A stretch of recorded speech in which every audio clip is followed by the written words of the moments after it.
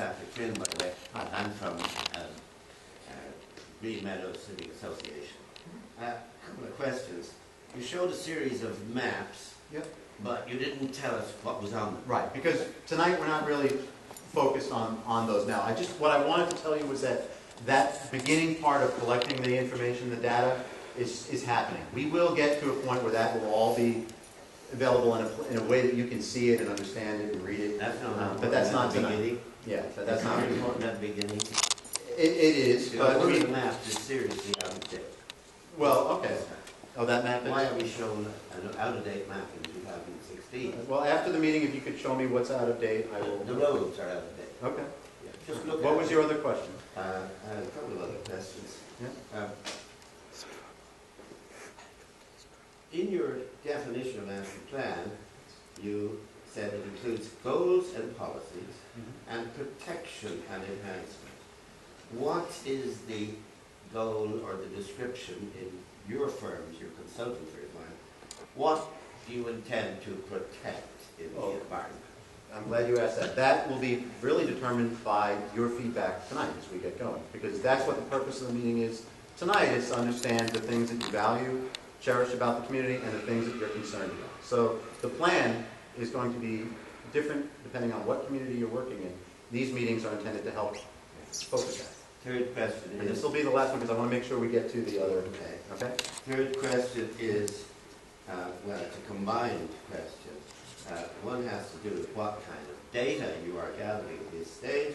And the second part of that is, since you're concerned with protecting the environment, what strategy do you have, by coming on, to address the question of sustainability? Okay. Again, you're jumping quite a bit ahead. No, because I'm the strategies. talking about the essential Right. questions that must be asked at the beginning of a process. Right. We will be talking about strategies, but we're not going to be doing that at this point in the process. When we get into the vision, the goals, the recommendations, that's when we'll be talking about the strategies. But tonight, we're focused on the very beginning part of the process, the issues and concerns that we want to be thinking about as we get collecting this data, as we get started. Okay?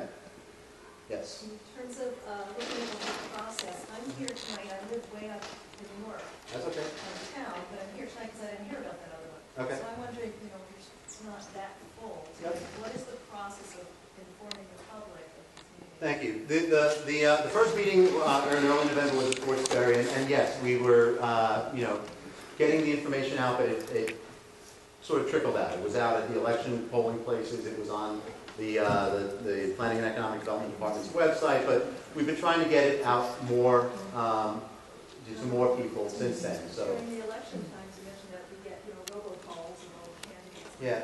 The calls go out to Well, there's all kinds of ways you can do it. It's a question of resources and so forth, but that was not something we had available to us. or the library's email list. Right. Yeah.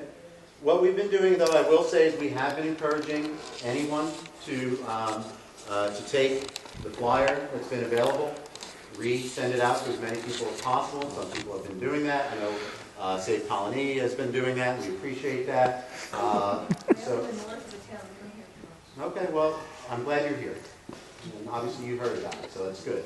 But we'll try to do better. All right. And the last question on the process. Yes. Hi, thank you. It looks like the comprehensive plan will in fact be comprehensive. That's great. My question is, after it's all said and done, Yep. then what impact does it have on future planning? In other words, who, if anyone, actually looks back at that plan in terms of future planning and development? Right. The last plan, I didn't study it thoroughly, but I did look at it, and it looked very comprehensive, which is good. Yep. But I wondered if there is an entity in the town that actually uses that on a regular basis as they move forward with their development and their planning. I mean, again, this will depend in large part on the individual community and how much investment they have in the plan, right, and desire to see things through. But the planning board typically is going to use that as a guiding document. The town board would as well. We often will see, and what we try to do when we develop a plan like this is recognizing that, you can't, if you throw out a list of 100 things to do, chances are you're not going to accomplish very many of them. It's like, at home I have that list that never really gets done. But if you can focus a little bit and prioritize a little bit on some key initiatives, I think, you tend to see more success. And so, in terms of the last plan, I mean, certainly not everything was accomplished, of course. But, the zoning and subdivision changes, which were very substantial, were a very big initiative that came directly out of that process. So, and they impact a lot of change in the community. So, that's kind of how we try to ensure that that we're going to implement things. But it's prioritizing and trying to make sure that we designate a responsible party for moving certain projects forward. Okay, I don't want to spend the whole night on the process. I'd like to really, because I think we have some really good conversation ahead, and I want to spend most of our time doing that. Okay, so there's really two questions that we want to focus on tonight. All right, and we're going to start with the first, which is going to be, what do you like about living here in Colony, working here in Colony? And these are the things that, if we think about the future, these are the things that we would like to be able to continue to say about this town, if I asked you again in 5 or 10 years, right? So what is working? What do you think, what is it that you value? We want to develop a list of those things, all right? And I don't expect we'll have too much trouble developing a nice list, but let's see what we can do. And then let's talk about the things that you're concerned about when you look ahead, okay? So let's start with the positives. What do you like about living or working here in the town? It could be here in Loudonville, it could be anywhere in the town. Yeah. So there are two things I'd like to indicate that I like about the town.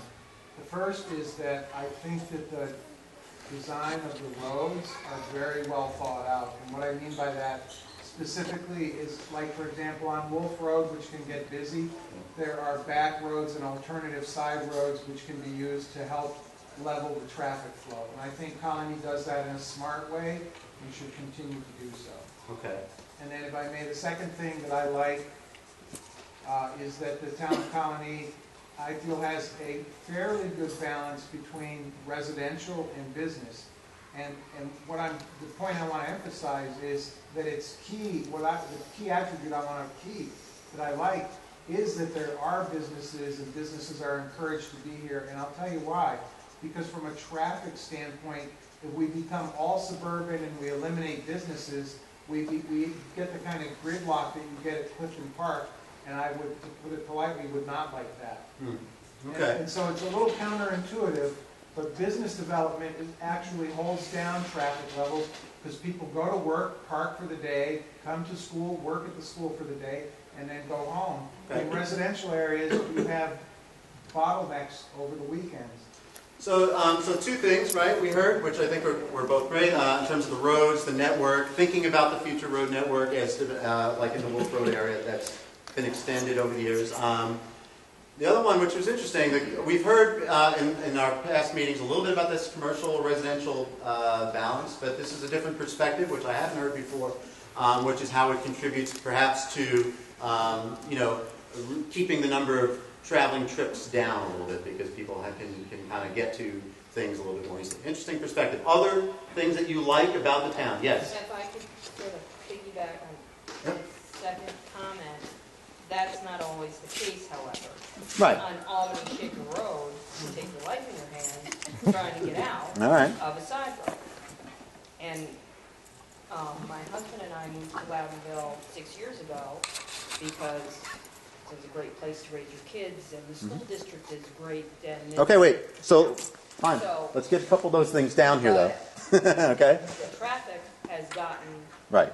outrageous. Okay. So, we, again, are going to get to your concerns in a moment.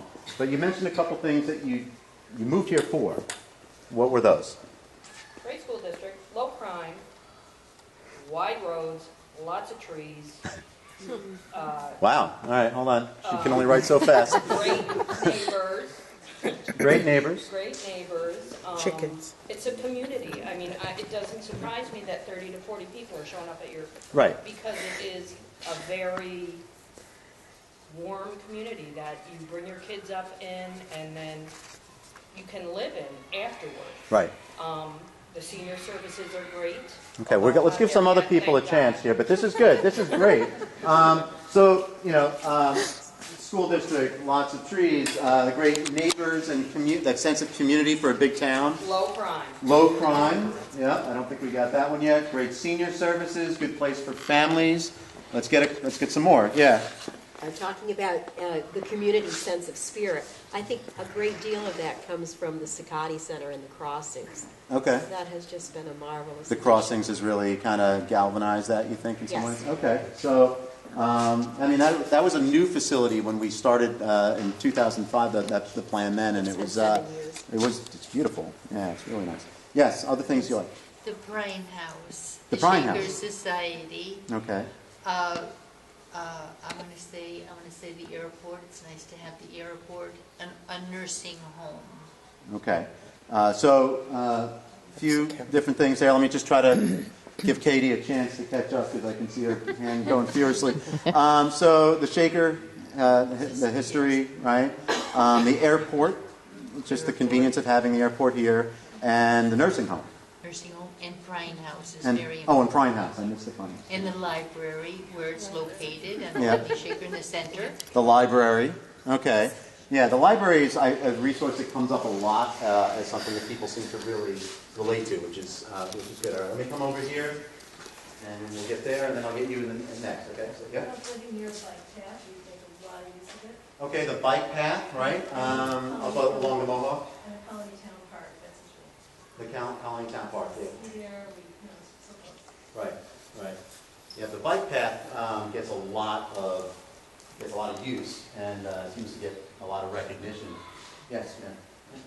I moved to Latham a little under a year ago, and I like the fact that they're developing part of a walking community.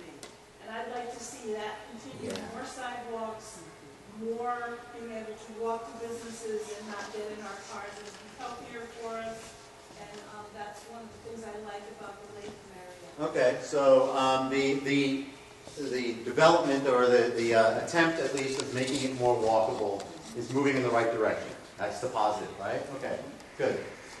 Yes, sir. Diversification of the tax base. If you take the $250,000 house in the town of Colony, you're going to pay significantly less taxes than in Guilderland or Bethlehem or the city of Albany. You're probably not going to need a private school for your kids. It's going to help protect the value of your home. And I don't know what the current ratio is now, but at one point in time, when I was involved in town government, it was almost 50-50. 50% residential taxation and 50% commercial. So there is an interest in attracting the right type of commercial development, and I think we got to focus on low-impact commercial so that we continue to have a bunch of commercial taxpayers paying up to 50 or if not more of our tax base. So this is the rationale that we hear more often when we talk about that balance between residential and commercial. People have mentioned this at previous meetings as well, that it allows for that lower taxation, so that's why I thought what your spin on it was a little bit different than what I've heard before. But that's I think very important. It seems to be to many people here. All right. Yes. Other positives. What I find most delightful about living in Colony is a variety of land uses. You drive up Loudonville Road and go through old Loudonville, and you see the beautiful old houses, the big old trees. You keep going up before Siena, and there are open spaces that used to be farmland. There are lots of spaces around where there are forested areas, where I live off Albany Shaker Road. And places like that, and out by, unfortunately they're leaving us, but out Sand Creek Road near Waterville Shaker Road, there are woodlands still. And I think that makes our community feel different from other places where I've been. Okay. And I think we're going to have to work really, really hard if we're going to keep that feeling in Colony. Okay. But it's important to recognize that as a valued It's a value. part of the community, right? Yep. Okay, Katie, were you able to get all that? Yep. All right. You got the diversity, the trees, the woodlands. Okay, good. Doing good. All right. What else? Other things, positives about the town, things that you want to maintain. Yes. Two things. One, the accessibility of the Planning and Development Board. Okay. The public meetings there are excellent. Second, the value to young people of the Colony Town Pool, which is the best in the region. Okay. So the planning board we're talking about The primarily? accessibility for the public. For the public to be able to see what's going on. Okay. And then the pool, and we hear this a lot about really all the parks, right? The crossings before, the pool, the town park. So there's really, that seems to be something that people would like to see maintained or even added to. What else? What other positives about the community? Things that you want to make sure remain? Yes. That we do not have speed bumps. That's sort of a negative ration of positives. Few speed bumps. Yeah. Yeah, that's positive? All right, because we don't have speed bumps, that's a positive. We do have some. All right, we'll take it. There are some. There are some, but they're in the village, aren't they? Yeah, they are. Yeah. I didn't mention before, the village is technically, part of the town, but it's separate for the purposes of the plan and for zoning and so forth. That often confuses people, but they got the Village of Colony, the Village of Manans. They are actually separate jurisdictions for the purposes of planning and zoning in New York State, the way it works. All right, a couple of people I haven't yet heard from. I will come back to you, but others that haven't heard yet from who have something that you want to add to this. Yes? Yes? CDTA, I think they have a good system.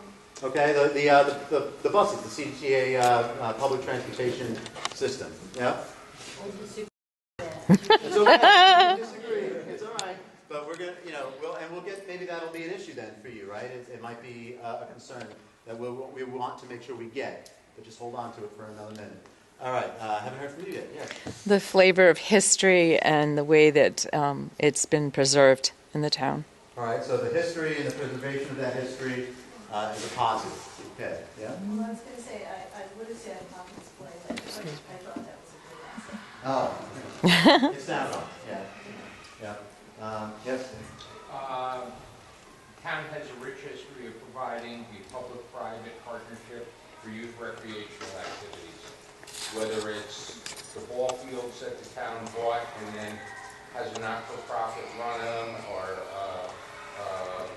girls softball, or all sorts of different youth activities. There are thousands of families that use those facilities, and that's a tremendous sales quality of life in the town. Okay. Very good. Yes, ma'am. The Town of Colony Golf Course. Oh, the golf course. Yeah. A lot of people like the golf course. Again, part of the town recreation. It seems to be a lot of different types of recreation that the town has. Yeah. I have a high level of confidence in the EMTs and police and fire. Okay. Emergency services, police, fire, EMTs. Very important, right? That you feel like that's they're there for you, right? Okay. Central location. We're around everything. Everything is around us. Central location. Yeah. Everything is kind of right there. This is one that we will maybe come up again on the other side. But it's a blessing and a curse, right? But yes, it is convenient to many things. What else?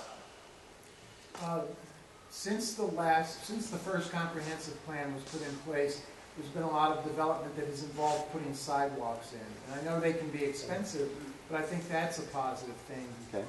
And I think we actually had gotten that before, but that notion that we're building to try to be more walkable. Not an easy thing to do in a suburban community of this size, but making some progress incrementally. That's good. Yeah. We have 12 little pocket parks. 12 pocket parks. 12. You know for sure. Yes. Yes, Okay. All right, absolutely. All right. She looked at your map. Oh, good. You know better than me. All right, so 12 pocket parks. So smaller parks kind of scattered in. Need a little work, but they're Right. there. Okay, good. Yes. Kind of the unsung hero, not EMS or police or fire, is the infrastructure structure that the town has in regard to the water filtration plant and the pure waters plant, which really serves us every single day of our lives, is water, pure water, sewer, and the infrastructure that no one really thinks about until something happens. Right. And we probably have one of the best in Buffalo and New York City. Okay. So water and sewer infrastructure, some sort of the basic infrastructure that we all, ignore until it's a problem. And the expense it is to keep those plants sufficient in the future. Okay, so the attention to the maintenance and upkeep of those facilities. Okay, good. Good. Yeah. Not only excellent schools, but neighborhood schools.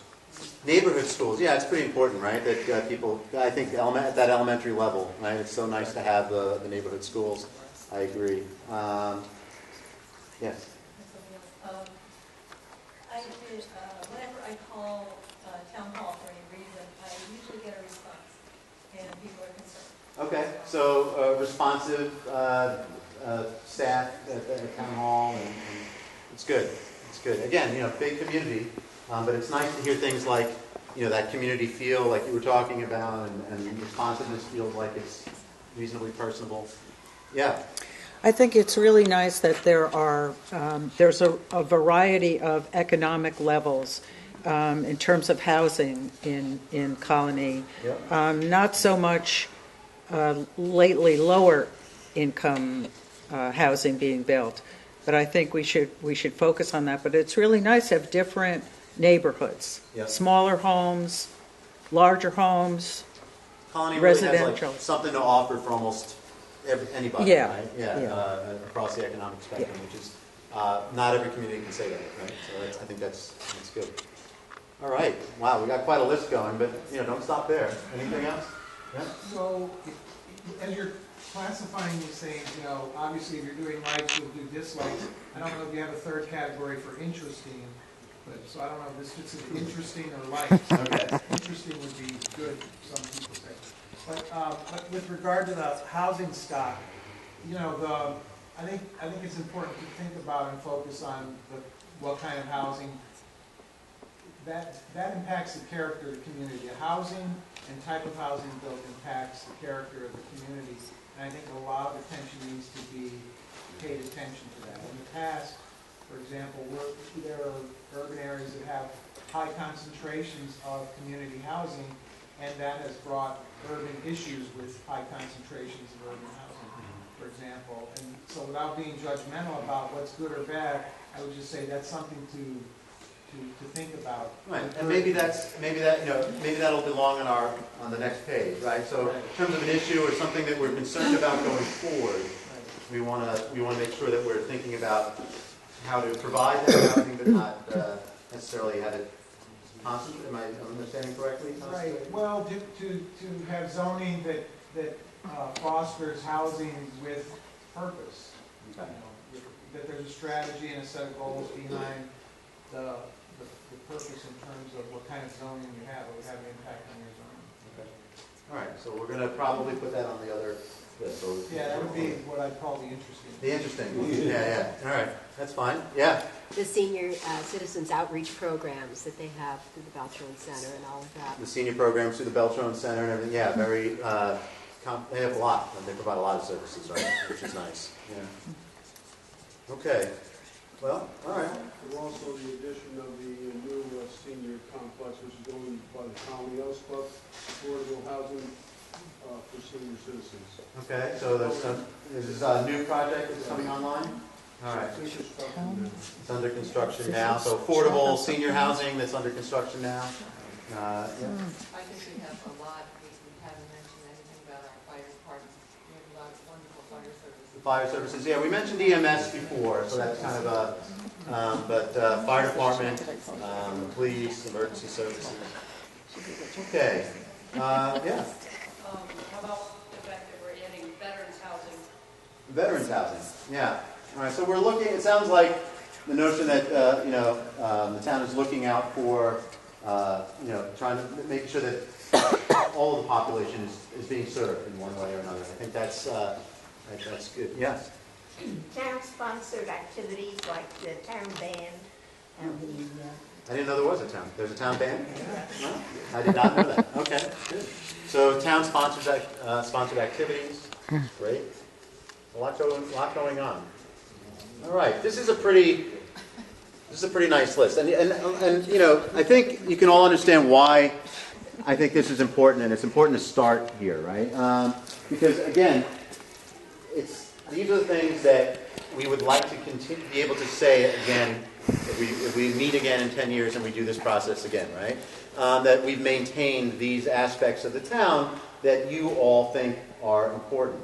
And so understanding what those are is valuable. And also, quite frankly, I think it's nice to start here before we talk about all of our concerns, because we all come with our concerns and things that we want to express. So it's nice to focus a little bit on some of the positives. Let's turn the page. Let's talk about the things that you're concerned about. And I want to be clear about what we're trying to get at here. We're thinking about the future of the town, the way things are changing. These are the things that you think the committee, us, and the consultant team, the town board should be thinking about. So if it's a particular grievance that you have about something really specific, well, I can appreciate that, but it might not rise to the level of the plan. So let's think about things again that are town-wide or area-wide, neighborhood-wide, that you're concerned about when you think about the future of the town. Yes? I have two things. One was something that you said. Yeah? That updating zoning, blah, blah, blah, regulations, blah, blah, blah. Most important rules, blah, blah, blah. Yeah. Blah, blah, blah. Blah, blah, blah. Updating zoning really concerns me because certain zoning was put in place to keep the quality of life in the residential areas, residential and safe. Mm-hmm. And for instance, there's something going up, it seems, on every corner. And a lot of those things, one of them kind of backs up to my neighborhood. When I bought the property, it was all green. Now there are two, and I'm very lucky. The builder is a very nice guy and has worked with me, and I'm not complaining, but I'm saying I probably wouldn't have bought that property if I knew there was going to be a 2-story professional building in my backyard. Mm-hmm. So I would have still bought in that neighborhood, but maybe farther back. Okay. So, the fact that the possibility exists for professional buildings to back up against residential neighborhoods that are 2 stories high or higher really speaks to privacy. Okay. Right. Townwide. So can I just paraphrase for a minute, a little bit? So, you started off by saying you're concerned about changes to zoning. But actually what I'm hearing, and if I'm wrong, that's okay, let me know, is that what you're actually concerned about is maybe some of the specifics, some of the details of the zoning that exists today, and whether or not it's adequately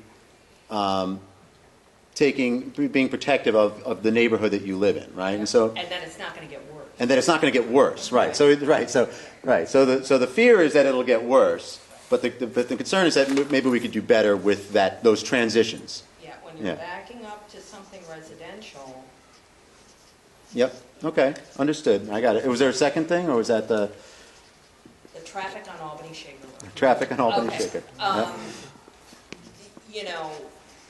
Businesses are great. They're great buildings. They're great. They're well kept. However, the traffic is really dangerous on that road, and it's a through road. Mm-hmm. So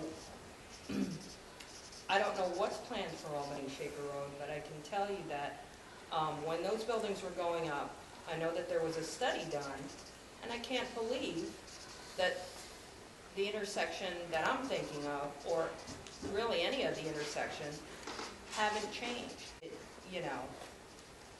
You know, traffic just keeps moving. Right. But farther down, so on these roads where there's a lot of residential, little neighborhoods, little sort of communities, off of these main roads, they're really affected By that through. by that Heavy traffic. increase. Right. So. Okay, no, that's good. And Joe, correct me if I'm wrong. I know you're back there, but that is a corridor that's actually going to be studied in more detail. Albany Shaker, correct? Right. Yeah. So I just want to make sure I got the right one and don't say something out of line. But so there is so I'm yeah. sure Sand Creek would have I just don't live there. Right. But I'm sure it would have the same problem.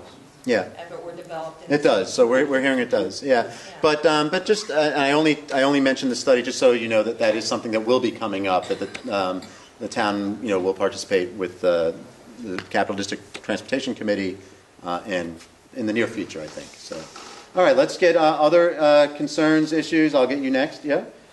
I don't think there's much coordination between the town and county road construction, road access, etc. The county does its thing and ignores the town. The town does its thing and ignores the county. Okay, so concern about the coordination between, and that's always a challenge, right? Although, I know we at the committee we've heard a little bit from Jack Cunningham, the DPW, about some of the coordination that goes on, but that's not to say that there couldn't be better or more coordinated. Want me to show you the left-hand turn across 4 lanes of traffic?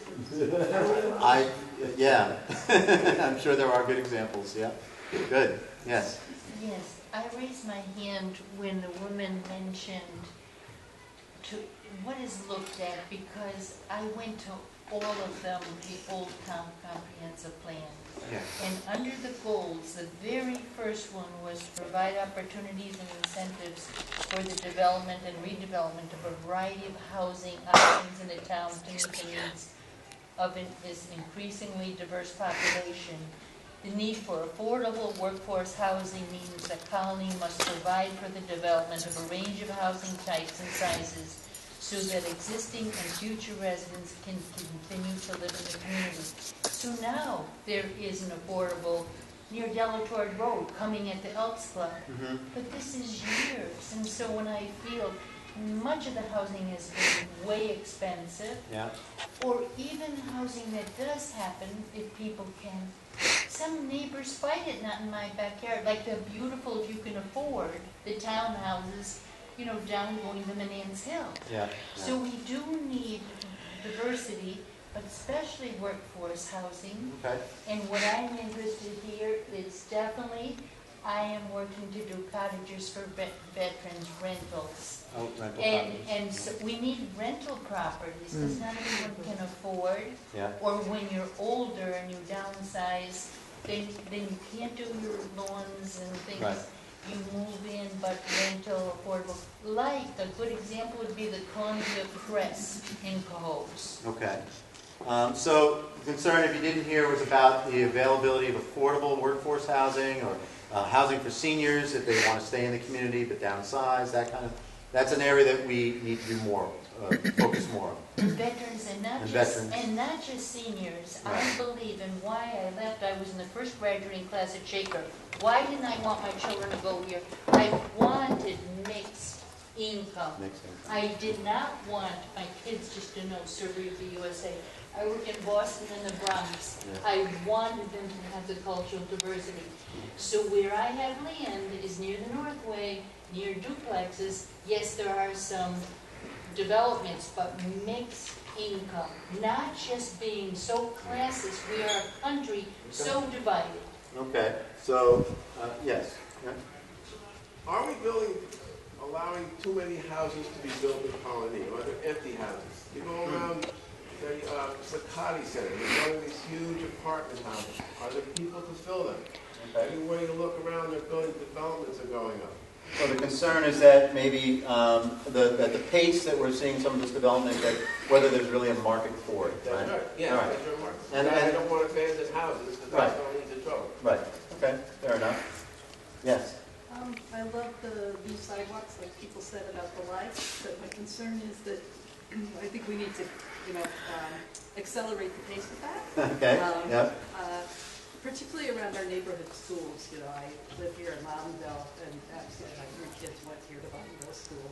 Yeah. But nobody in the school can walk. They all take the bus, which is not healthy for kids. They'd be much better off if they could walk on sidewalks in a safe way to their schools. Yeah. When we were at school. So again, to the discussion about walkability that we were having earlier, that there's positive progress being made, but maybe more progress, faster progress, and then specifically, that notion of like safe routes to school, right? Walking, being able to walk to school. It's amazing. There are schools, not necessarily here, but I know when my kids were in middle school, where they're not even allowed to walk. It's against the rules, which is amazing. But that's where we've gotten, right, as a society. Yes, concerns? Yes, I'm very concerned with the fact that it seems as if when development is allowed, the rights and the quality of life of the existing residences nearby are ignored. I think it's very important that the first thing that is considered when a new development goes in, be it commercial or residential, that it respect the buffering, that it respect the existing residences that are there. Okay. So that we don't have another example like Maxwell Road, Maxwell Village. And one way to do that is to enforce the existing laws that are on the books now that require clearing only of the property that's to be developed, the footprint of the building, and 10 feet, and the parking area. So maintaining more of the existing vegetation where it's not going to be developed. Right. And on building on that, I live in a neighborhood where it was wooded when the neighborhood was developed. And rather than clear cut everything down the hillside and make it really easy for the developers, we have to be nice to them, we know. But rather than do that, the builder just cleared enough space for the houses, each house. And so I live in the woods. My next door neighbor lives in the woods. The person up the street lives in the woods and she has chickens. And and it's all lovely. It's very shady. Right. It's cool in the summer. The wind is buffered by the junk trees, we call them. And we have a little of our own nice landscaping, whatever we want. But the trees are important, and we have wildlife too. Okay, very good. Let me get a couple voices I have not heard yet. Yeah. I'd like to go back to the road issue. The road issue? Roads, yes. Yes. There are some roads in town, and it's my neighborhood, so I speak for Mill and Sparrowbush. Okay. Those roads that have been around a long time. Yep. That have become more frequently used, traffic volume, and the road has not been improved. Right. It's still a narrow road, no shoulder, no sidewalks. My concern is that this is an example I have because it's where I live. Yeah. But I'm sure I suspect there may be other places in the town where existing roads are being stressed with traffic loads on them that make it degrade quality of life along that road. And I know we get sidewalks and improved roads when new development goes in because we can tag builders to do that. I'm concerned though that where we have already roads that are being utilized for additional revenue, we're sitting here watching cars go by and we can't walk. There's no place to walk along the road. So a lot of these main roads that people travel across the town on were initially basically like farm to market roads, right? Pretty narrow. Yeah. Yeah. I'd love to see sidewalks all along them. You'd like to see sidewalks on all of them? All right. Well, It's an issue of tape. You got property. Right. Right. So we're already hitting on some of the challenges, but I saw in other communities too. Yeah. Install sidewalks or walking paths along existing roads. And so everybody goes, how do we do this? Yeah. Well, we can make the developer do it because he wants. Right. When you're talking about a new road, it's easier than it is on retrofitting an existing road. But I think it's something that is a concern concerns how Yeah. there needs to be a mechanism to start looking at that, especially in the higher ground. Okay, good. Yeah, here, and then I'll get you, Paul. Yeah. I think along the lines of being cognizant of the residents who are already there, the houses that are already there, where there's new development, I think it's very important to take into consideration the plans for the landfill expansion in this comprehensive. Okay, so Because a lot of us live up near the landfill, and it really does impact, right now impacts our enjoyment of the park, the okay. upside down, et cetera. So we want to have that on as on the table, something to think about. Oh, yes, it's part of the comprehensive. Okay, Paul. I think without a doubt, the biggest challenges facing the town are traffic and development. We're 82,000 people. We're almost as large as the city of Albany. We're the crossroads of the capital district. And to a certain degree, we're a victim of our own success. I think we have to change the development mentality. We have to skew ourselves to now protecting the 82,000 people that live here and their communities. There is, for folks who want to know, especially because this is the Latham or the Loudonville thing, the traffic study with the town and Capital District Regional Transportation Commission in Albany County is Albany Shaker Road, Osborne Road, Old Niskayuna Road, and Maxwell Road. And that contract, I think they were at RFP last month. I don't know if they've selected the vendor yet. It's supposed to take about 6 months. I would hope that that data become part of this study. Yeah. The next thing I think the town has to do, or I hope the town does, is take this information and actually turn it into zoning recommendations. Because the town has been through taking the basic lot size from 12,500 feet to 16,500 feet. In some areas of the town, 1 acre zoning. They've done that to protect communities and neighborhoods. And what we're seeing now is the streets that are left and the land that's left to develop is 2-lane roads. There are 18,500 cars a day go down Shaker Road.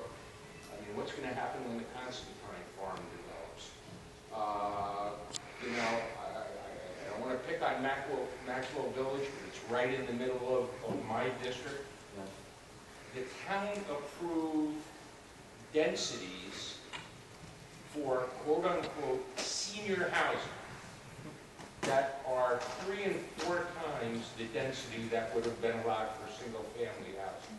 Now, when the town did density for senior housing, it was to encourage moderate cost and low-income housing, not to produce $400,000 townhomes with 3-car garages that somehow somebody 55 of age can live in.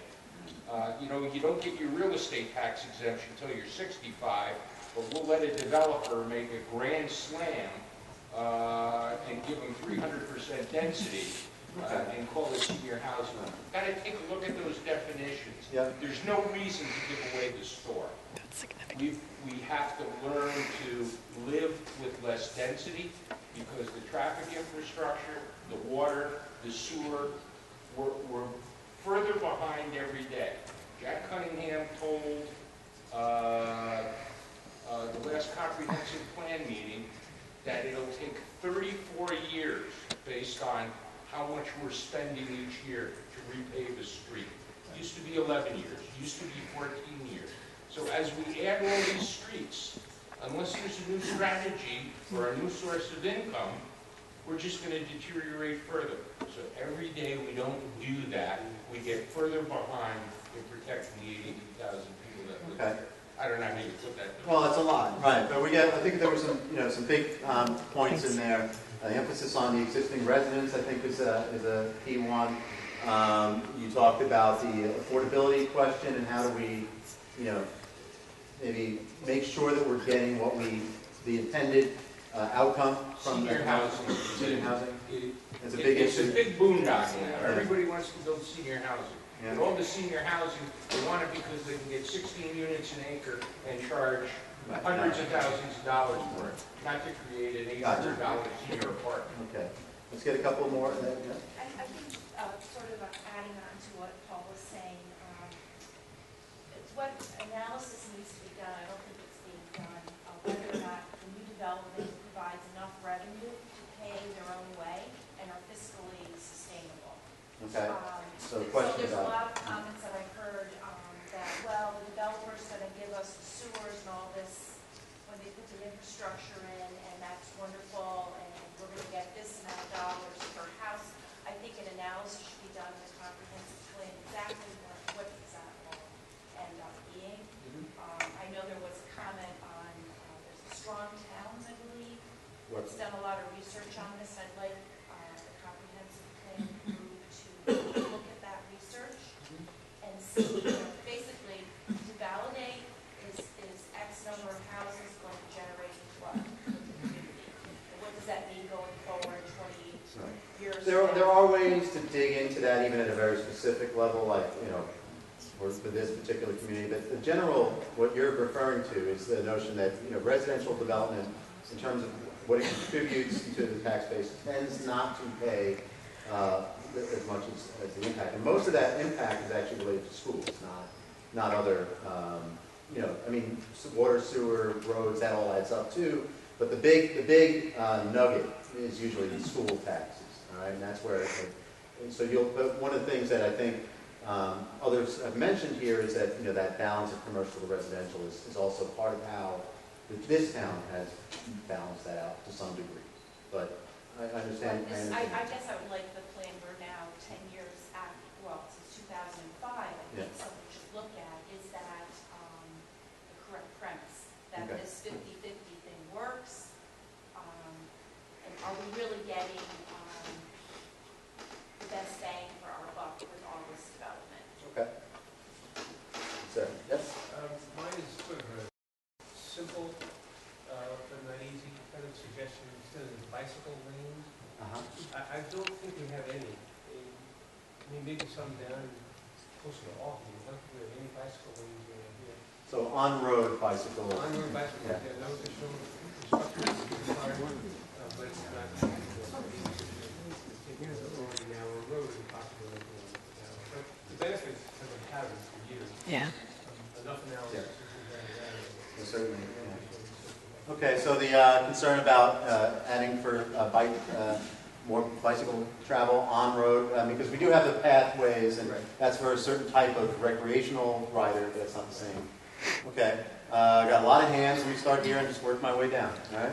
And one of my deepest concerns about the whole town of Colony is the seeming lack of involvement of young people in discussing the future of the town. By young people, I mean anybody under 40, even under 50.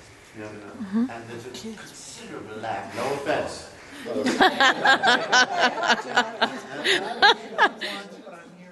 It's The reason I raise this question is that we tend, as we get older, and I'm probably the eldest in this room, we tend towards more preservation, which is looking at the past, than conservation, which looks at the future while keeping the values that we have in the community. Yes. Okay.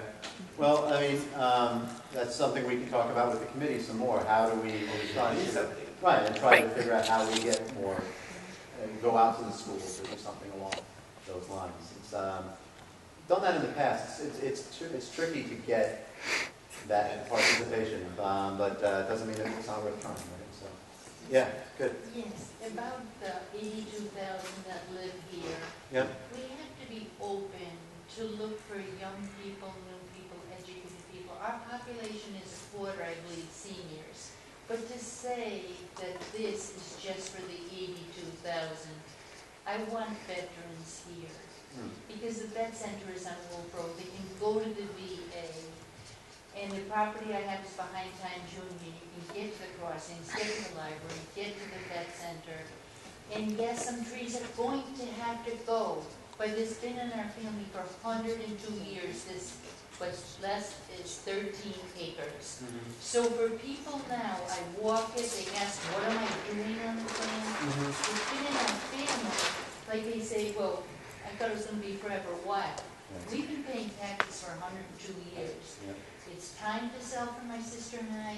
I have a very, very good contractor who's working with me. My heart and soul is in that land. Okay. So for people, unless you want to talk to my contractor and you want to pay for saving some trees, Right. he has to make a living. He's buying something from me and producing. So when I don't want to focus on the one project, Yes, but I understand the point. Veterans it's more than yellow flags and more than parades. Right. They need housing. Right. Like you see the Breathing Light homes that have Albany Point, Schenectady, where there's a Breathing Light home at 7 Saybrook Drive that I cannot take care of this house. I want to see that land lit up with cottages for veterans. Paula was nice enough to take myself and another SAVE member on a tour of the town, and she was able to show us a lot of things that have happened that were positive, and then some areas that they were concerned about that they didn't know what to do about. I'd like to see, as data is collected and the plan is reviewed, that the data includes things like what areas do we want to conserve? Where are our dollars best spent? There was land that was given to the town as a payback for some of the development that's been going on. The town would like better access to the river, but there are issues that are pretty large. Looking at those areas and identifying them, red flagging them for things that we really would benefit from as a town, and seeing resources allocated to them. So the lands that have been donated, if there's something about them historically, something about them environmentally, identifying those significant. The significant part of those. Yeah, and making that a part of that map. Are you talking just about the land that's been donated, or are we talking about, because at the last meeting there was some conversation about, acquiring or looking at opportunities to conserve certain properties. I think those should be a part of that. Yeah, okay. But I think there's a lot of things that people aren't aware of, generally speaking. Okay, yeah. So it's hard to, say we want to put money into this, Right. or we want to put resources, that might be human resources, to find that money Right. to do it. We think these are significant enough that in the next 10 years, we want these to benefit from this review. Okay. All right. Let me start on this side and move that way. How about that? All right. Yeah. Okay, I have a couple different points. So we hear a lot, people have a right to develop their land, and we totally get that. But we just feel like they shouldn't have the right to diminish the value of the property around their neighbors, or to diminish the quality of life in the town. So they need to abide by the rules that are already on the books. Because once the land's gone and developed, you're not going to get it back. And that's why a lot of us live here, for the character and the feel of the town. And so that needs to continue to be protected. And so if we have like a conservation overlay district, try and put together the parcels that are being kept wild. So you have corridors for wildlife and places where people can get out and walk. Because how many studies show that we really need, for our physical and mental well-being, to get outside more. So I know a lot of towns put aside money in each real estate transaction and put it for open space. Like, the only open space that's been added to the land for the town over the past however many years has been donated by various groups or developed by various private organizations. And as we get more development, we need more spaces where we can get out, because we're losing the open spaces. So we need to really think forward on that. So there are a couple things that I heard there. One, I think speaks to the importance of the zoning those rules are, and those rules are unique to your community. So that's one. And then the other, the open space conservation. you mentioned something that we talked about a little bit at our last public workshop, was that, this notion that, communities have found different ways to invest in that proactively, whether it be through real estate transfer tax or other mechanisms. But there seemed to be some interest at the last meeting in those kinds of techniques, and maybe that's something that we should be exploring more here. It sounds like you would agree with that. All right. One last sorry. thing. Yeah. And I know people have talked about before our infrastructure.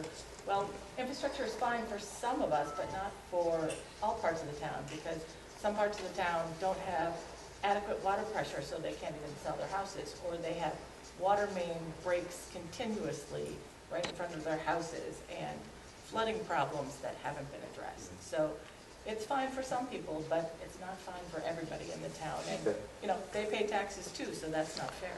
So, right, areas where there are still some issues that need to be resolved. And actually, for the committee, I know one of the things we're looking forward to, we're gonna have a little discussion with the head of both water and pure waters or sewer at our next committee meeting, just to understand a little bit more about their program and their maintenance and so forth. So, yeah. I think flooding and storm management issues have not been properly addressed by the planning board when they approve certain projects, because already there have been problems with existing residences nearby, and to clear the land of the trees would even make things much worse in terms of controlling stormwater and rain. And so there's another benefit to keeping the trees and not removing them just because they're an impediment to a quick building. I think that's happening a lot. Plus the density of the housing on many developments is excessive in terms of traffic and other issues that we haven't been really looking at. We cannot keep. Yeah, no. So sounds like two particular things, though, that you're talking about: stormwater, right, and just how you deal with making sure that the stormwater regulations are not only in place, but which they are, but that they're followed to make sure that we're not impacting neighbors, right, as development occurs. And then the density you talked about, the traffic, and the hydrological problems are really not completely looked at in a serious way. Because taking down, clear cutting, as was done on the Aviation Road and Maxwell Road, where there are already wetlands that really were impacted, is not a sensible way to approach it. Okay. All right. Yes. I think it's, we've talked a lot tonight about how the town of Colony is a wonderful place to live, and it's a place where a lot of people want to establish businesses and develop properties that are left. And I think we have been remiss in not being more demanding when a project is before the town for approval. We've not said, okay, fine, you can do this, but let's make it look a little nicer. Let's make it fit with what we want the community to look like. And what I'm referring to is a couple of places specifically. Albany Shaker and Osborne Road. That dollar store, the Rite Aid is nasty looking. The McDonald's is like, where did you ever come up with this? How did anybody approve this? These stores have different designs for different places. And we, as a town, we can say, we don't want this shitty looking one. We want the one that you put in Nantucket or wherever. We can do that. This is a family operation. Did I use it? Yes. Okay, so the other thing, for example, Pioneer Bank. Oh, it's wonderful there, but I drove down from Lake George after Columbus Day weekend, and there's a lighted sign on the top of it saying Happy Columbus Day. Shit, I don't want this. This is not pretty. This is not good for the town. So the comment, though, basically is, and I think this is makes a lot of sense, that we can be a little bit more have higher standards for A lot what- more demanding If you- and right. much higher standards. What I found, and you know, I'm sure if there are developers in the room or at other meetings, they'll correct me if I'm wrong, but typically that's considered fair as long as you're clear about what those standards are, right? So as long as it's not a moving target, but you're clear about what they are and it's predictable, that's okay. And like you said, Colony is a desirable place. I would agree. It's a place that people want to come. There's a lot of good reasons to do work, invest here. So right, so standards. Okay, makes sense. Let's move up. I promised you next. I'm sorry because I didn't remember your hand was up. So. I'm not sure Yeah. how well this is going to go. All right. Well, that's all right. But, I have 2 school-age children, and I had them both in private schools. Now, one has moved to Shaker Junior, and they do an absolutely phenomenal job, okay? But that's a pretty diverse school. I mean, I went to Albany High. I know what a diverse school is. And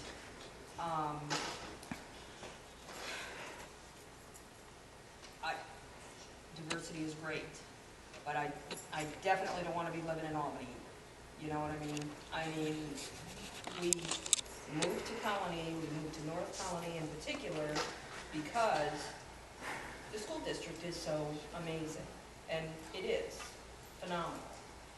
So I think there needs to be a balance because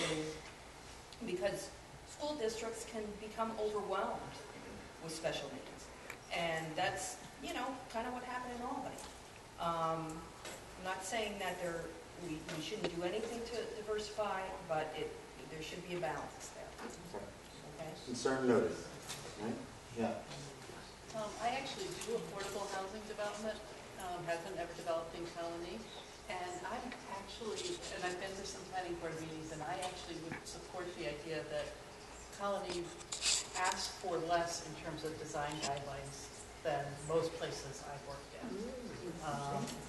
Most places I've worked in now, that's possibly because I'm developing affordable housing. A lot of times people put up zoning barriers that are really more about keeping those people out than are really about the design that they want.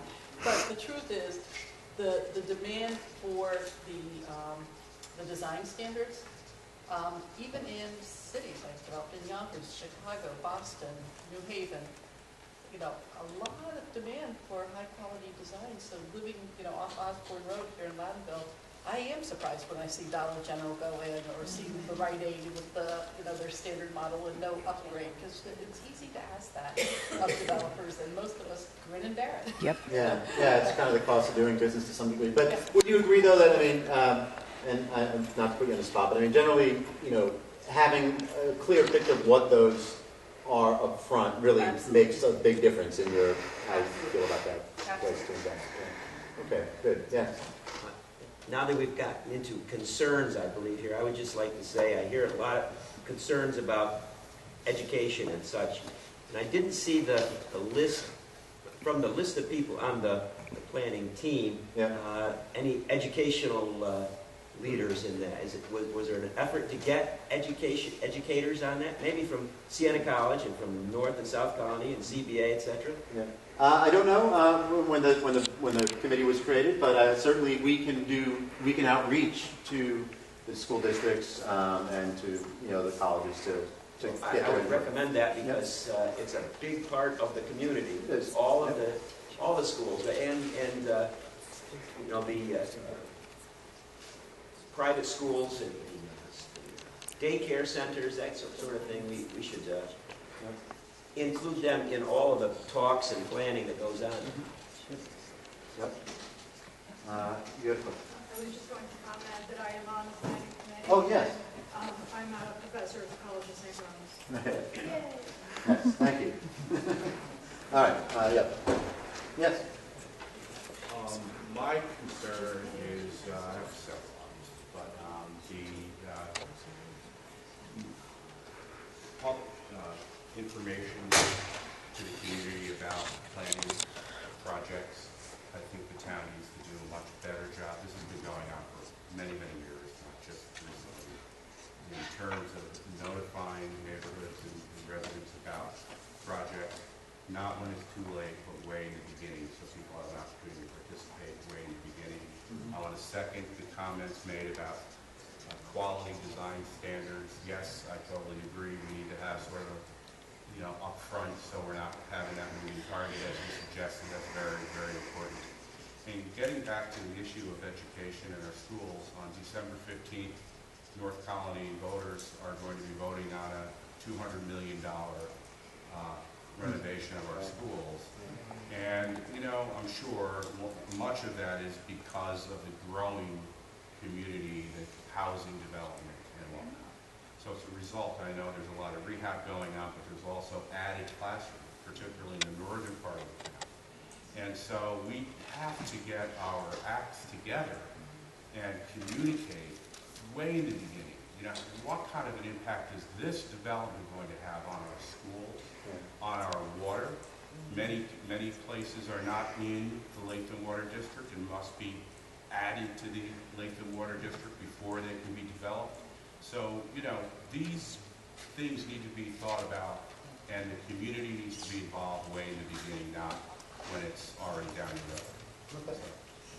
It's interesting, we kind of got both perspectives on that, the ability to interact with the planning board. I don't know if it was you, sir, maybe you mentioned that earlier, but anyway, it's different perspectives, but certainly being as open and clear about what's going on is always helpful, right? And it becomes more important as the town gets bigger, as this one has over the last number of years. All right, we've got some other hands that we're going to get to. I'd also, if there's anyone who hasn't yet felt that they commented, I'd love to, feel comfortable, please doing so. Let's go right here. Yeah. I don't want to flog a dead horse, but coming back to the question of design standards, yes. Colony is one of the few towns or cities I've ever come across that has no legitimate architectural design standards, no involvement of independent architectural consultants on any of the institutions in the city.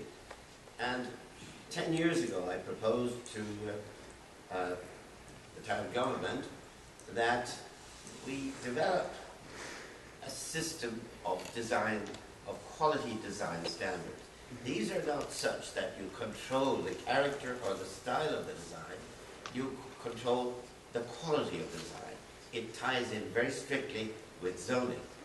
But there must be the opening up to allowing and enforcing high quality design. Otherwise, Colony's present building stock, particularly its public building stock, will deteriorate in probably 15 to 20 years to a kind of slum level. And there are cities like Tiburon in California, even Troy, who have integrated architectural quality design standards into their zoning and planning. It's actually, I think it's time that Colony did that. Actually, the last comprehensive plan called for an architectural review board to be, but it never happened. okay, so there's an area where we might want to focus some attention this time around. It's actually quite common now in a lot of communities to have either areas of the community or the community at large fall under some kind of a design review process. It's different. Sometimes it's related to an historic district. Sometimes it's just a commercial district. But there are a lot of different ways to approach that. I think that's certainly something we can talk about. Pick one. Going forward. Yes. Okay, being from the northern part of the town, I would love to know that there was some thoughtful planning going on. What do all those neighborhoods, the Dutch Meadows, the other developments, the Canterbury Crossings, the people who have been there for decades and decades, what do they need? We don't need any more car dealerships up there. We don't need any more Dunkin' Donuts, What do they need a branch of the library? Would that be nice, so we don't have to go 3 different exits on the thruway, on the Northway to get to the library? Or the post office, we have minimal services up there, really, that kind of thing. And the stores that come in. We don't need another car dealership. Okay. But again, the market will often dictate where those things go, but you can also be proactive in identifying if kinds of things that you would like to encourage. That can be part of an economic development activity, I'd right? like to think somebody was thinking about us up there. Oh, okay. So you're feeling left out at Oh, the yeah, moment. we're All absolutely. right, I'm sorry. So the north is being left out. Sidewalks for sidewalks. Okay. So I have a question and then a concern to express. So the question is, as you consider the input, is there going to be looking around at what other cities and towns across the United States have done as a part of the input process? Well, yeah. What's working in other communities? Yeah, I mean, in part, that's why you bring professionals like myself into a process like this, because we've worked in other communities. We, as part of our ongoing education, we continue to learn about what's being done in other parts of the country and so on. So, yeah, I mean, we're gonna look to those other places for some inspiration as we go forward. But whatever we do has got to fit Colony too, and that's important. And then the concern would be that, so at the state level, there's a paradigm shift occurring with regard to providing energy to communities. They're talking about going from a centralized source of power to regional and local. And so there's two elements to that. One is microgrid development within a square mile or so, and the other would be regional community power. And so not that we don't have to make a decision about whether to do that today or not, but we may want to consider having in the comprehensive plan the ability to adapt to that and set up an infrastructure that would adapt well to that. So for example, right now the police station and the highway department, they're fairly close, and the town hall is in a different part of town. They're not clustered close enough where they could come off a microgrid project. In the future, there may be a desire to do that, to foster development that would lend itself to microgrid development. And then separate from that is community regional solar. Solar kind of. Well, not necessarily solar, but solar and other projects. Distributed energy, I think, is the term. Okay, right. Yeah, I mean, I think you're right. We need to be thinking about those things and the impact or opportunities of those things in this plan. I am seeing, in a number of communities, particularly more rural parts of the state, where, first it was the wind energy, and now we're seeing a lot more commercial solar scale. That's becoming a bigger topic. I know it's been discussed here as well, but I think we want to make sure that we include some thought about that in this plan. Absolutely. Yeah. Good. Yes. To go back to a component of infrastructure that nobody really thinks about is infrastructure, the town landfill. The town landfill is being proposed for a very large expansion to go for 25 years, 250,000 tons per year by a vendor that the town has some sort of a contractual relationship with. We get $1 million a year now since we went off the accelerated payment for 5 years. The value of that airspace to that vendor is probably between $325 and $375 million. I think the town ought to take a real hard look at trying to figure out how to reopen that, whatever agreement they have, and provide a better revenue structure to the town of Colony, and also to provide solid waste disposal capacity for town residents. That landfill is not just a regional landfill anymore. The waste is coming up from Westchester and New York City and other states. The company that owns it in Seneca Meadows. And they bounce waste back and forth, and they're maximizing the value of their 2 landfills. And we get $1 million a year. And that's just wrong. We sold it for nickels and dimes, and we should be looking for a way to get a better revenue stream out of it.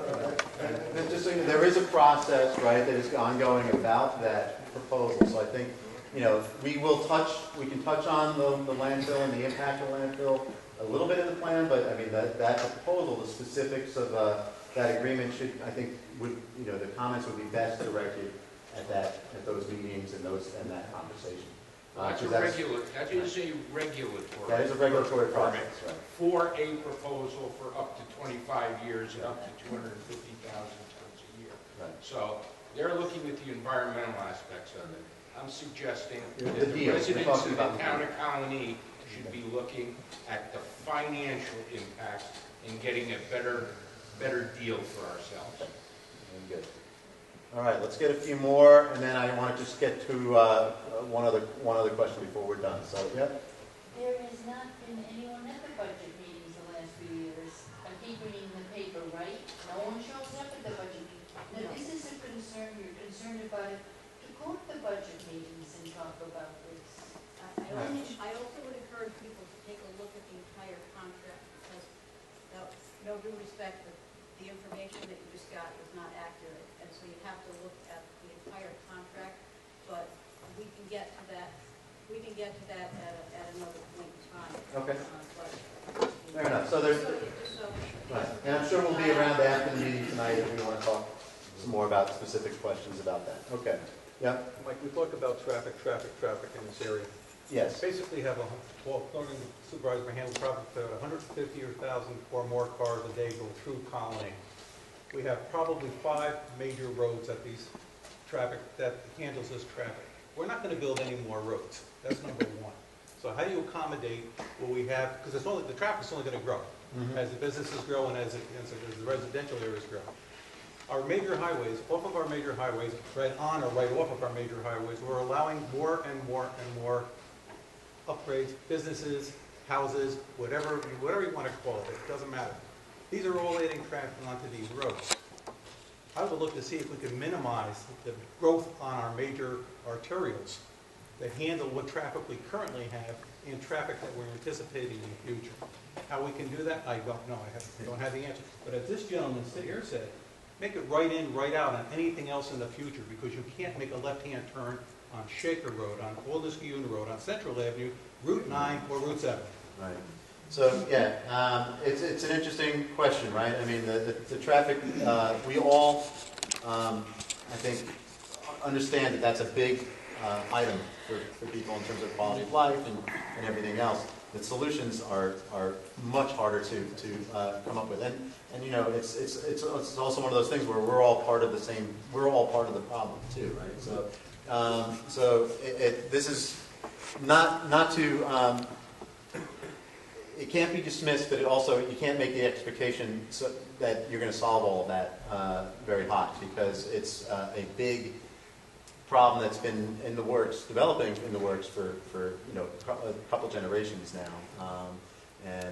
So we want to, I think, deal with, you suggested a very small but a very responsible sort of simple solution, right? Some of the details of site planning, the right turn in. Well, the planning board, right. They're looking at that more and more. They do that more and more, right? There are those kind of little things that you can do to address the impacts, but the big system-wide kind of solutions probably aren't out there, and that's important to remember. We talked about sidewalks earlier.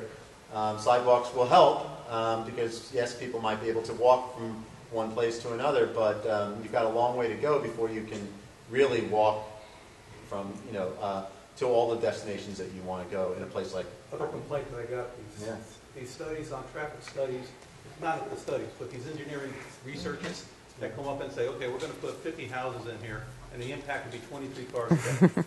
Nonsense. The trip generation. Yes. They got to look at that. That's baloney. Yeah. So let's get a couple more. We are kind of getting to the end of our time. I just had a couple of things. Yeah. I do feel disappointed that this place isn't packed. I think it's a hard time of year, but I'm wondering if there could be a local news announcement, maybe. There was. On the news, TV news. Oh, TV news.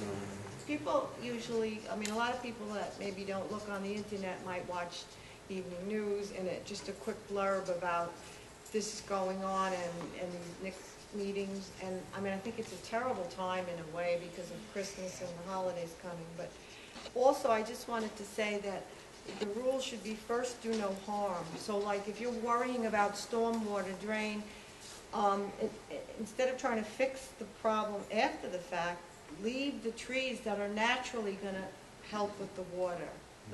Look like a physician's oath. First, do no harm. First, do no harm, yeah. Be proactive in that, instead of then, now it's flooding down the street, so let's try to fix this problem. Well, maybe if you didn't take all the trees out in the first place, you wouldn't have the problem. Profits. Yes. Yeah, go ahead. Yeah. That's all right. I'm kind of surprised too that there's,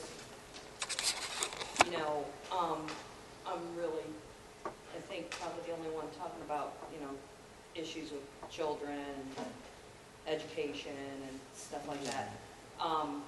If you would consider maybe an app for some, for generationally, you might hit other folks if you employ social media in some way, or text or something, because I know that everybody that I know that's in my sort of peer group are very concerned with, how's all of this development going to affect the school systems, and what's available to our kids, and, as I said, I don't know about South Colony, but I know people who go to South Colony, they feel the same way about their district as I do about North Colony.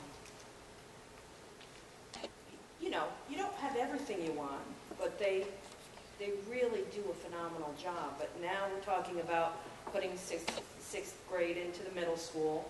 That's because of all of the, sort of development that's going on. And there's opinions. I know there's opinions out there.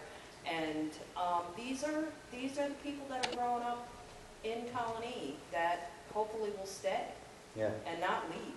And I think personally, I'm pleased with the turnout tonight. I think it's a pretty nice turnout for a meeting like this. And I know it's not the most convenient time of the year, but it's the time that where we are now, and we're doing our best. But I would encourage you, if you felt that tonight was important and valuable and useful for you, to talk about it to your peers. Somebody right? mentioned Because there are Save other again. opportunities to come. You Somebody don't have talk to live about Save in the again. neighborhood that we're having the And meeting. on I mean, our it's really Facebook more of a page. convenience thing. But Encourage people please to do get out that, to the because that's Facebook probably page. the best way we'll get the word out. But I'll talk thank you. again. Thank you for the suggestion. All right, so we got Is this the format for the other meetings? the other ones is exactly the same for this series of meetings, just for through December. Yeah, absolutely. Yes. I think I raised it at the initial kickoff meeting. Yes. I know Colony has through the cable TV franchise. Don't we have a public access TV or the library puts on broadcasts, events in town? There's like a round table. Why aren't these meetings, we have someone here from SAFE who's using her own personal camera to photograph this. We upload this on YouTube. Why can't the town or get a look, have someone here to video it? It doesn't have to be the best quality, but there's a lot of people who stay at home. This is a tough hour for people who have small children to come out. Why can't there be a commitment that this type of meeting is broadcast to the town on that type of channel? And I watch all kinds of other nonsense on that channel. You actually have a rolling community events thing too that goes through. I haven't seen this on that. Why aren't we doing this? And why aren't we broadcasting town board meetings and planning board meetings too? These all should be, it should be, Gilderley does this. Why is it Colony doing this? Queensberry does it. There are certainly, especially as you get further down in the Hudson Valley where I live, it is much more commonplace. I will say that not all meetings lend themselves very well to cameras. I mean, town board meetings, planning board meetings, they all do certainly, but these kind of meetings are sometimes a little tough too, because you don't want to sacrifice sort of the meeting for the video, which was a problem initially in Gilderley years ago. It's not as much anymore, but anyway, something we can continue to talk about. I think that'll help with your outreach. Yeah. Is the person she was referring to, could I just make a quick comment in response to that? Yes. A big portion of why SAVE started was the lack of communication to the community. And so I really would like to see it put up there, that statement put up there as an issue. Use of social media, and you have to have an understanding of it, and you have to have a resource of it to know how to use it. However, you can not ignore that large sector of existing and upcoming taxpayers. Yeah, right. Okay. Yeah, let's get a couple more before we wrap up. One other comment on that might help.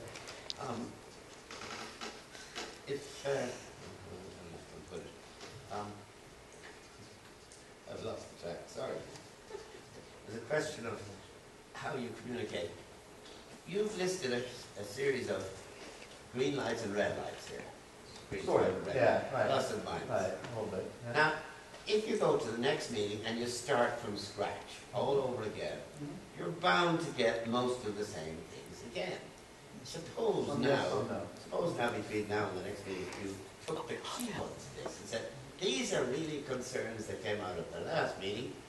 Do you agree with these? Do you have some new ones? And you might accelerate the process. Possibly. I mean, I think what's interesting from our perspective, we're here and for the committee is to as we go through these 5 meetings over the next just very short time over the next few weeks, where are there what are the issues that seem to really raise to the top, right? Because that, and so without necessarily having to give people what the last meeting talked about, I think there are certain things that we are hearing, as you point out, that are common so far, and as you would expect. There also are nuances and details that are different. And so I think it's valuable to let this play out. As I mentioned, there is much more to come as we get into next year, right? And so taking this initial sort of, this initial set of meetings is both to the team who's working on this project, give you a little bit of a background on what a comprehensive plan is and why we're doing this work. Talk a little bit about the development of the plan and what you can expect going forward, because we're really just at the very start of the process now. And then we'll get to the last item here, the issue identification, which is the part where we kind of can go back and forth and discuss some things. So, obviously, the town board and supervisors here tonight. Town board is the entity that kind of starts this process, deciding to update the comprehensive plan. They've appointed a committee. The committee is made up of the following members, many of whom are here tonight. And they are the folks that are really putting together the initial set of thoughts and recommendations that will ultimately go to the town board for the town board's consideration. I mentioned our firm, Barton LaJudas, here in Colony. And with me tonight is Katie Crawford, who's going to help me out with taking some notes so we can go back and make sure we capture all of the thoughts that we get tonight. All right, so what is a comprehensive plan? There's a state law that defines what a comprehensive plan is. And so this is the relevant language from town law. It's, pretty legalistic sounding, but worth taking a look at anyway. A comprehensive plan identifies, it's a document that looks at both immediate and long-range issues. It's the materials written into a graphic, including but not limited to maps, charts, studies, resolutions, and so on, that identify the goals, objectives, principles, guidelines, policies, standards, devices, and instruments for the, and this is what I think is important, for the immediate and long-range protection, enhancement, growth, and development of the town located outside of the limits of any incorporated village or city. All right? But I think that the language that I highlighted there about both immediate and long-range protection, enhancement, growth, and development of the town. It's kind of this broad look at how we want to see the community change. And so, essentially, the way I like to think of a comprehensive plan is it's an opportunity to establish the community's vision for the future. So if we think out 5 or 10 years, what do we want the community to be like, or more like, than it is today? We want the plan to include and be directional about how to attain that vision. And then importantly, the plan has to assign responsibilities for and prioritize all the different actions that might help get us towards that end. Right?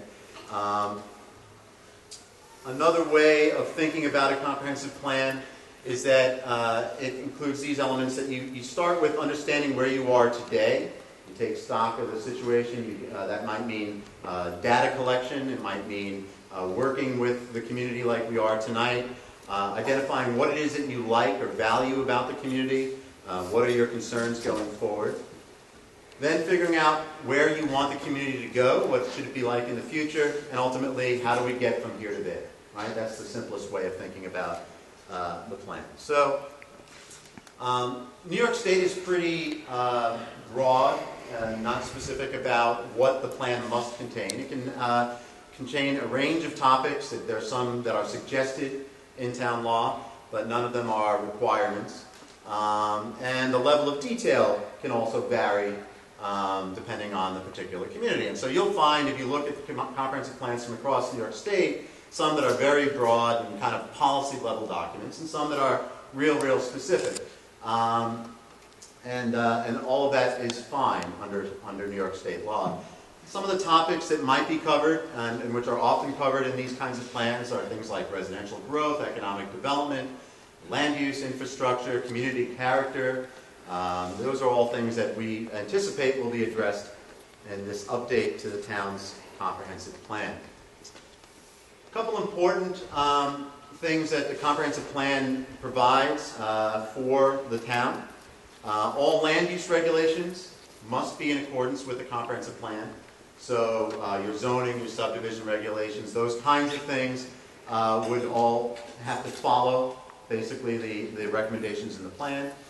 Another, again, from the state law, another benefit of having a comprehensive plan is that the capital projects of other governmental entities, like the county or the state, on land that is included in this plan, should take the plan into consideration. It's not terribly strong language. It's still a little bit flexible, as you can understand from that reading, but it can be valuable anyway. So, for example, this comes into play quite a lot. I pick on the Department of Transportation. I apologize for that if there's any DOT folks in the audience tonight. But a lot of times, you know, the state DOT might have a certain idea for, let's say, how a road should function in a hamlet or a village. And the community might have a slightly different idea of how they want that road to function there. They might want traffic to slow down and not move quite as easily through the center of that community.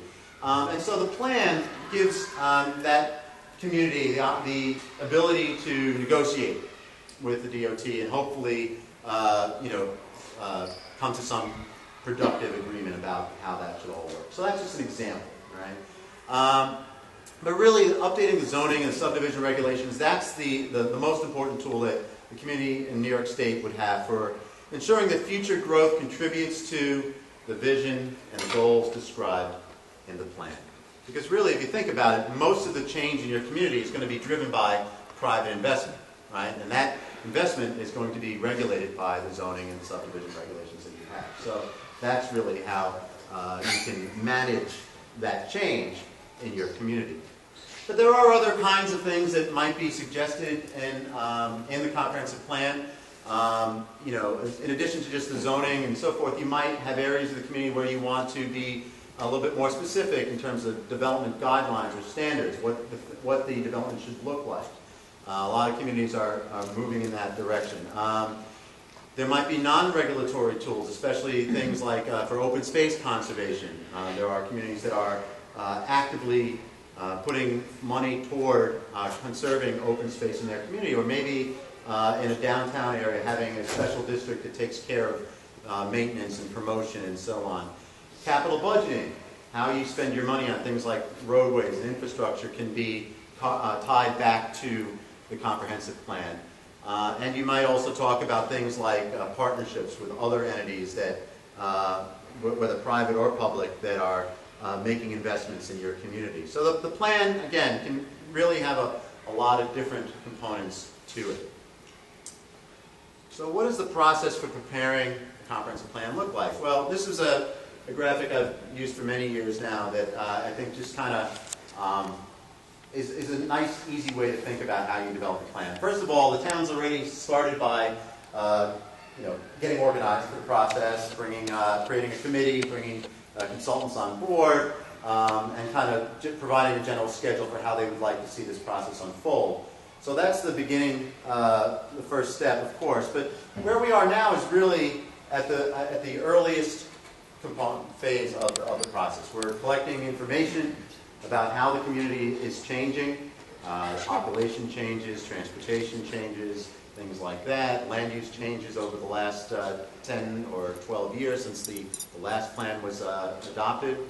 And we're working with the community to understand the issues and the concerns that people have when they think about the future of the town. So that's the current state. Going forward, we'll be looking at, again, the vision, where do we want to go, and how do we get there. What's nice about this particular way of thinking about development of the plan is at the end, it talks about some very, I think, important elements. Implementation, right? How we're going to do the things that we'd like to accomplish.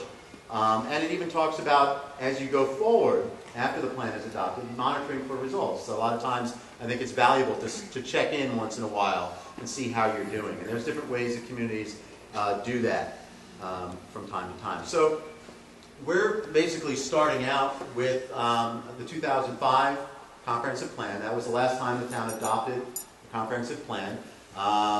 So that document, a little over 10 years old now.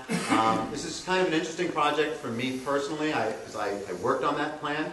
I was with a different firm at the time, but I was the project manager for that. So it's kind of an interesting opportunity to kind of see where things worked well and where things, could be done differently. And so it's, I think beneficial to have that background, and also interesting to learn from that experience. The town updated the zoning and subdivision regulations 2 years after that in a very comprehensive way. It was the first time, actually, that was the first comprehensive plan the town ever adopted.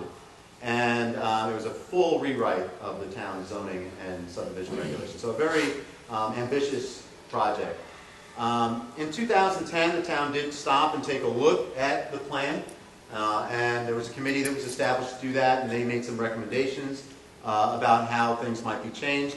And so all of that is information that we're using now as sort of a starting point for what we're doing here.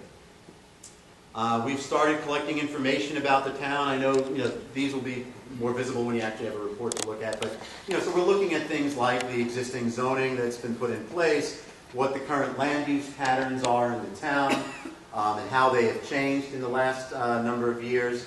We're looking at environmental resources, where the wetlands and stream corridors and floodplains are, and so forth.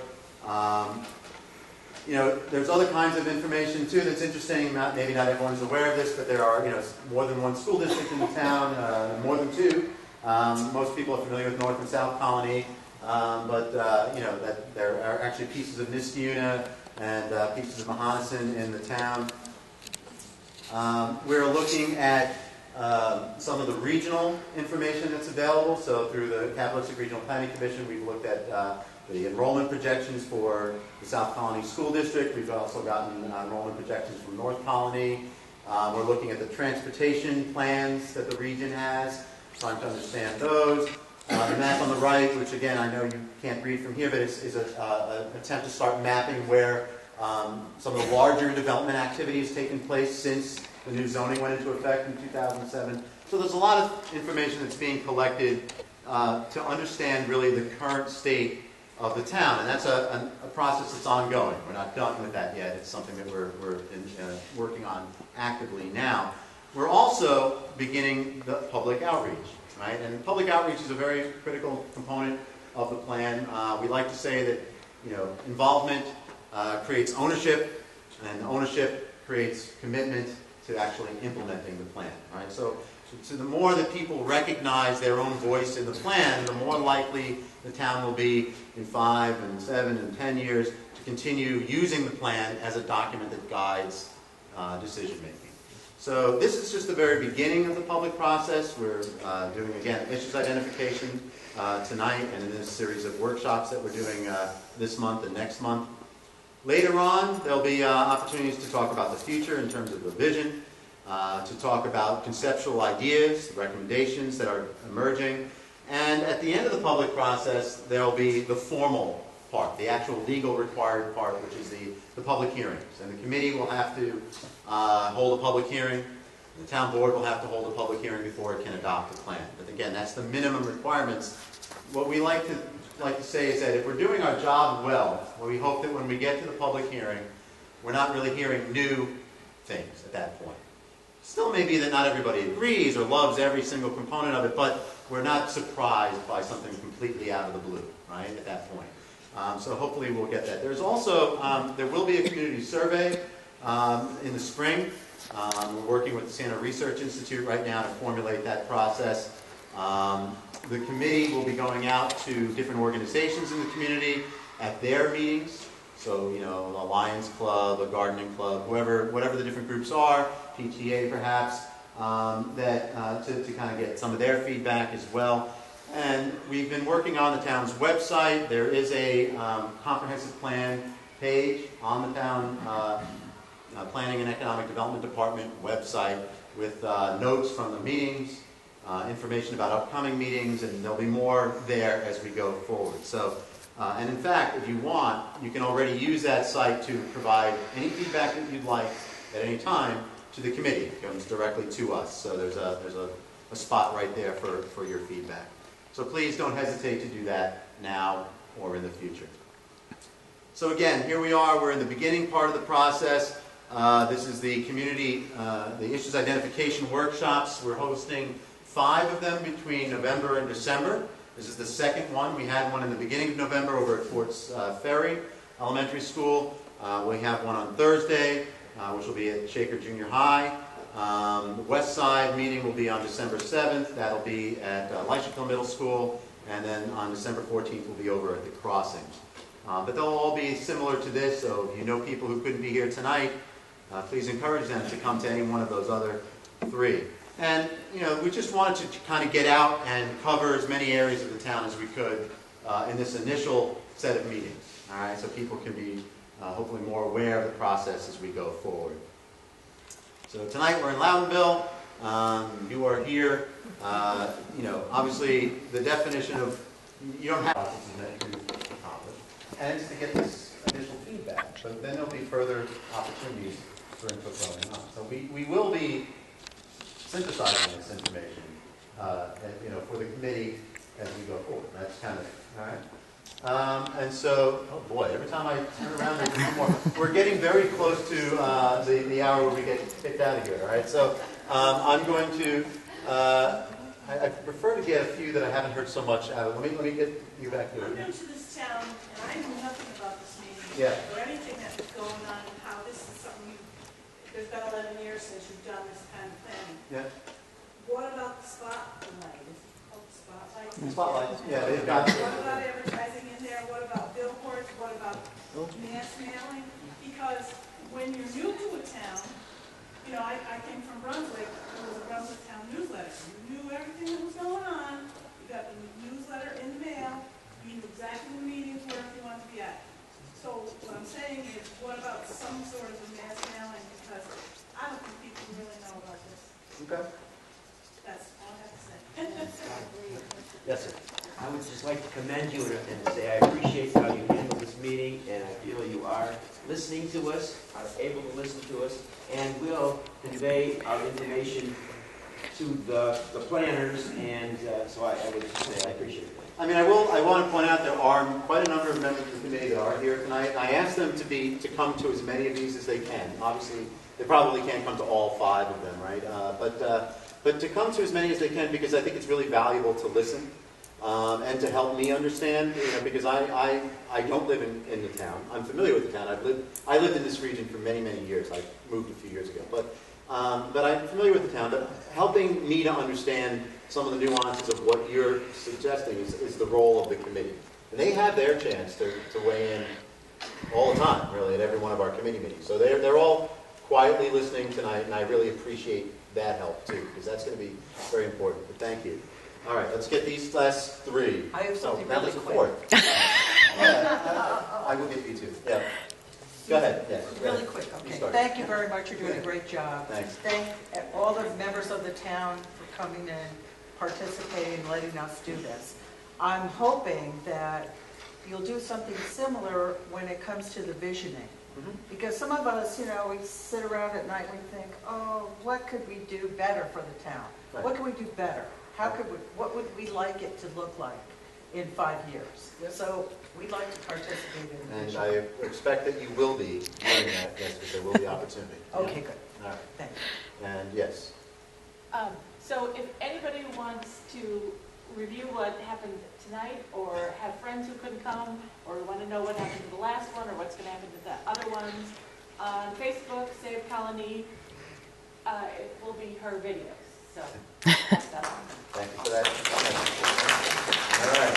And yes. Yes. Last concern. Yeah? Yes, we talked about standards, architecture, not a McDonald's, not a Family Dollar. But I'll tell you what my heritage has set a standard for me.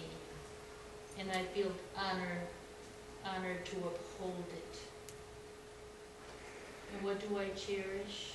Is that we're created equal. We all deserve fair housing, health care. And in the town of Conley, there were farmers, there were animals. My uncles had a pig farm and had a pig farm. Yeah. And so, did we say go home or don't build here? In fact, a lot of this development kicked out the pig farmers. So now I want others to come, young people. When I heard that a Shaker graduate couldn't afford to buy a house in Colony, and he said it at a planning meeting, we need affordable housing for firemen, for all people, workforce, but fair housing is very important, at the top of my list. Okay, good. All right, thank you. What I want to just do to sum a couple things up here, all right, we've got a couple minutes left. Our next committee meeting, for those of you that would like to join us, is December 21st at the Public Operations Center. Those meetings are at 6 p.m. As I mentioned earlier, those are working meetings of the committee, but there is a spot for public comment at the end of the agenda. And if you're just interested in hearing the deliberations, you're welcome to join us. Upcoming meetings like this one, exactly the same format as this one, are occurring this week and over the next 2 weeks. So Shaker Junior High on December 1st, at Leitchville Middle School on December 7th, and at the Crossings on December 14th. All those meetings start at 6:30. Again, same format as this. Please, if you know others that would be interested in coming, please encourage them to do so. All right, we would very much like to hear from them. You can stay in touch. The information on the comprehensive plan, including meeting notes, are on the Planning and Economic Development Department website. There's a comprehensive plan page.